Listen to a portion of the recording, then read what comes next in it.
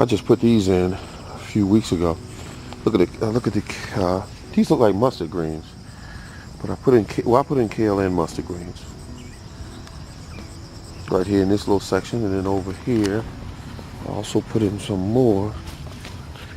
Now these are all kale. They're small, but these were put in last. You can't even see them, they're so small.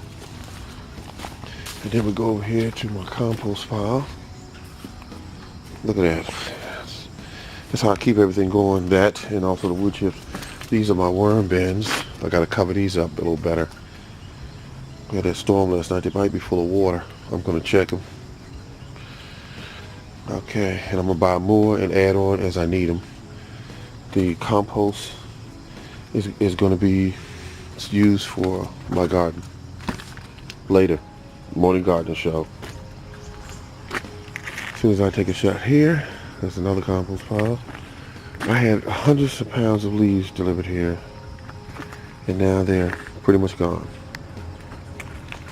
A couple apple trees here, apple tree there. Beautiful deal, growing your own stuff. This is that kiwi plant that, for whatever reason, the cats always break it off, and I'm stuck with a small plant. So this year I'm gonna try something different.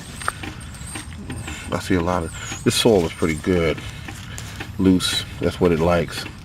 It likes partial shade. This is called a Isaiah, which means that's the name of it, and it only needs itself to reproduce. It don't need a second plant. These right here are the seeds I'm gonna use to grow my basil next year. The ones that are letting it dry out, those will be my seeds for next year. And this is the other set of peach trees. You got a Hill Haven here, and here you got a Georgia. All of them are doing good. This was put in this year. This is the only one I have. This is called a Alberta peach. He says it's one of the best tasting peaches on the market, period. So I'll be grafting that to quite a few of these trees here so that I make sure that I have it in the yard. Nothing happens to it. And this is a cherry tree. I think this is the biggest one I have in the yard, and it was planted late. But the wood chips, what I'm telling people, the wood chips got a hold of these trees, and these trees are acting crazy. There's another blackberry plant. And then winter's really set in. Let me show you some blueberries I paid $6 for this year. That's one blueberry plant. And this is the second one. Look at the colors. But these will get pretty big once they get started and get to rolling. And here's another blueberry plant. Great looking colors. I didn't realize that until I did a little bit more research, and I found out that they're very colorful in the winter. And here's another. Nice red and green. Alright.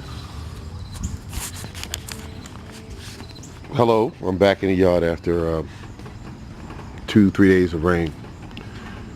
This is the peach tree called a Hill Haven. Really looking great. Those wood chips, look at the wood chips they're growing in. These wood chips are great.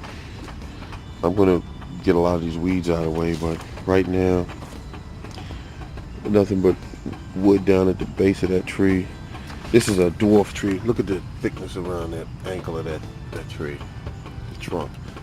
Beautiful. I'm gonna have a lot of peaches on this tree this year. You can see it's an open center tree.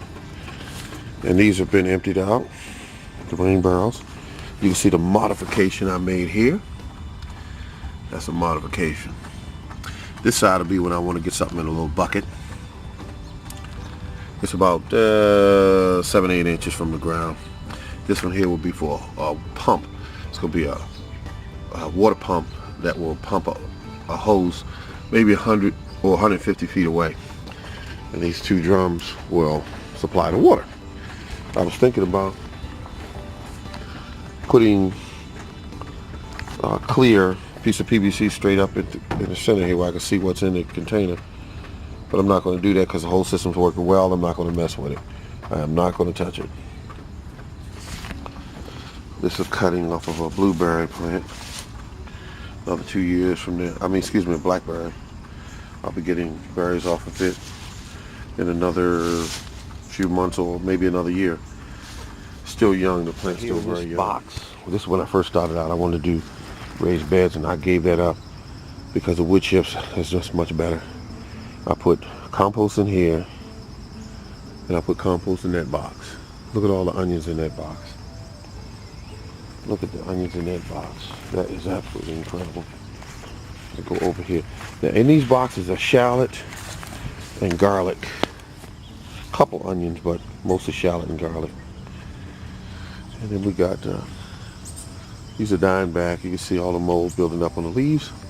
And I got my cherry tree here. And this is tortellini.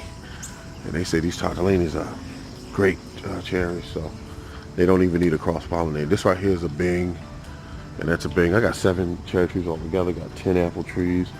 I got 4 pear trees, and I got 2 plum trees.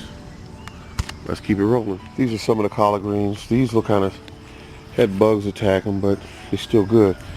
And we're heading right into fall. And these over here, for whatever reason, these are really great. Now, I'm thinking that these collard greens, beautiful blue, and they're growing in nothing but wood chips.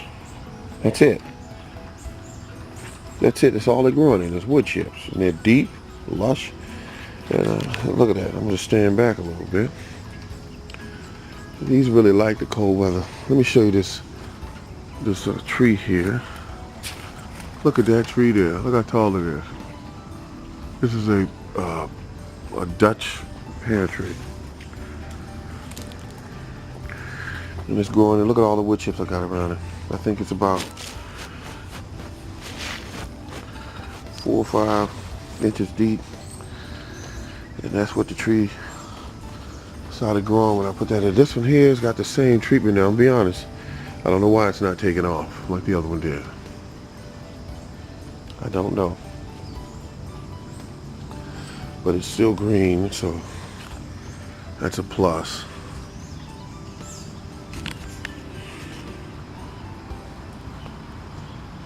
Over here, this young Granny Smith, it looks like a champion. It was put in last year, and it really looks good.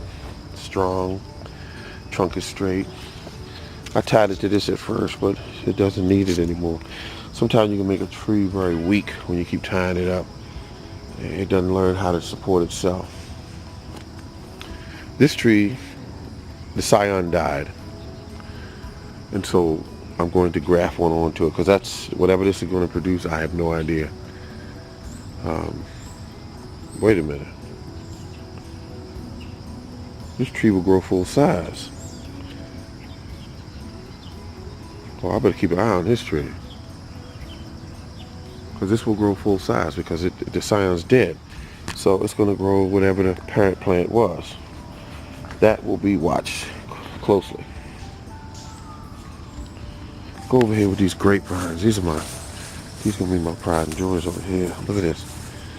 This tree here, this grapevine here is going to be grafted. Oh yeah, it's going to be 6 inches, 6-inch pieces.